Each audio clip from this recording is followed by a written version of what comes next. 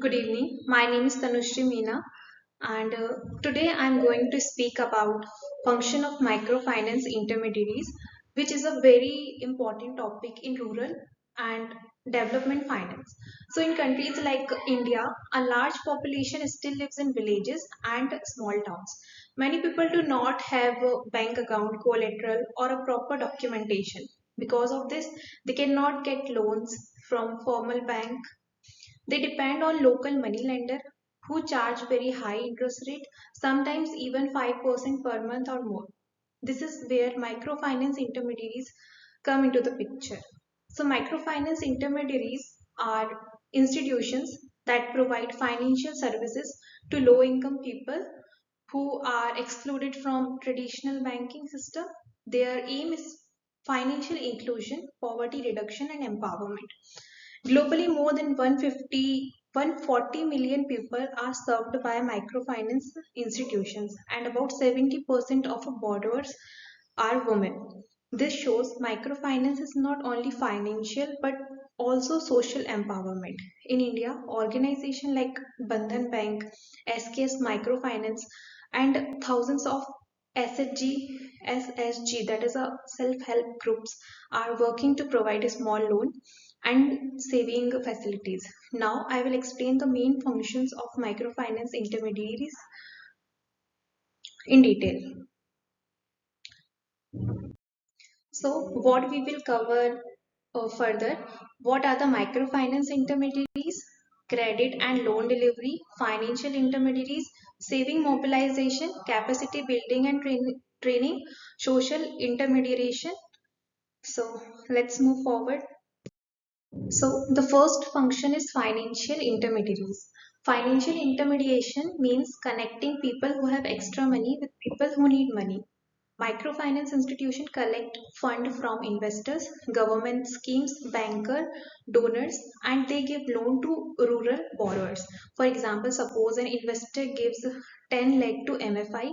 The MFI may give 100 loan of 10,000 each to small shopkeepers, farmer or tailor. This spread money into the local economy. Microfinance institution also reduce transaction cost instead of opening big bank branches. They use group meeting in villages. They also assess borrow based on reputation and community trust instead of documents.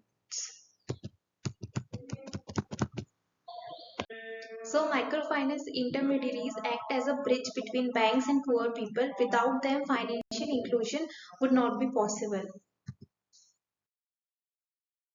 The second function is credit and loan delivery. The second function is uh, shows microfinance loans are small but very powerful. These are the different types of loan.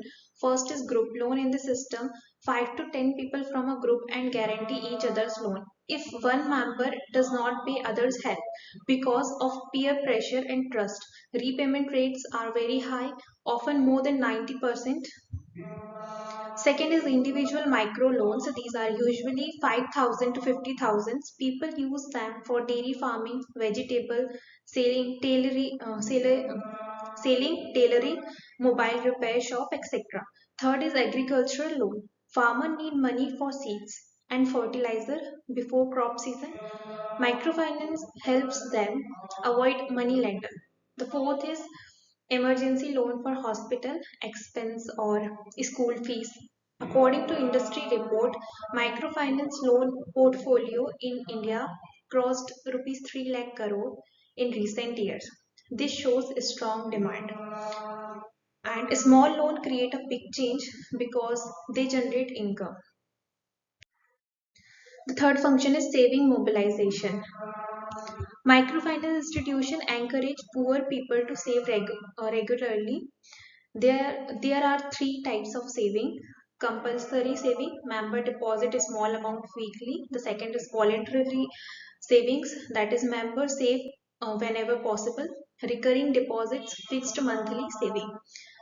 Studies show about 60% of MFI clients start saving regularly within 1 year. Saving are very important because poor people face unexpected expenses like illness or a crop loss. Saving also work as collateral for loan. When people save, they become financially disciplined. They also reduce dependence on high internet borrowing. So, microfinance build financial habits.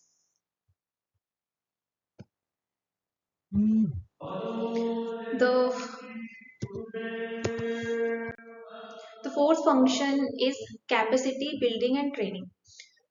Microfinance institutions don't just give money, they teach people how to use money wisely. Training include financial literacy, business skill, marketing knowledge, health awareness, and legal awareness. For example, under National Rural Livelihood Mission, many self-help groups get training before taking loan.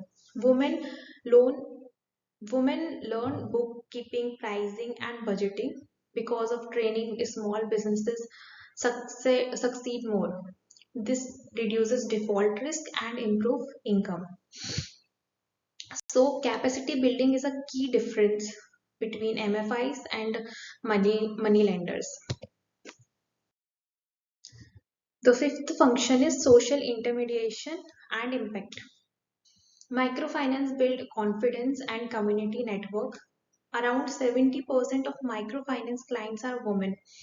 When women get loan, they invest in family education, health, and nutrition. Women also gain decision making power in household. Microfinance meetings create a social unity.